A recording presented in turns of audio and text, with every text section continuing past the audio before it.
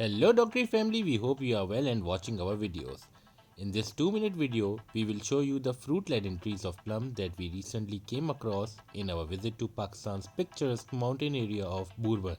At this location, there are two types of plums growing here. One of these is the purple ones, which are locally known as Aloobukhara or Alucha. It is relatively bigger as well. The other variety is the yellow or red ones that are locally known as Zarcha. The trees of plums grows well in mountainous regions.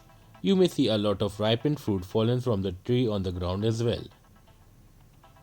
Plums are considered to be source of calcium, magnesium, phosphorus, potassium, vitamin C, vitamin A, vitamin K and folate.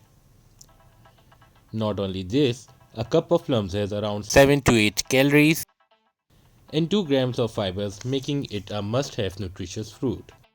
According to WebMD, this fruit is particularly good for you when it comes to the conditions like anxiety, heart diseases, high blood pressure and stroke. Presence of sorbitol, which is natural laxative, helps to relieve constipation. Plums are also rich in antioxidants and are therefore helpful in diabetes, Alzheimer's disease, Parkinson's disease and cancers as well.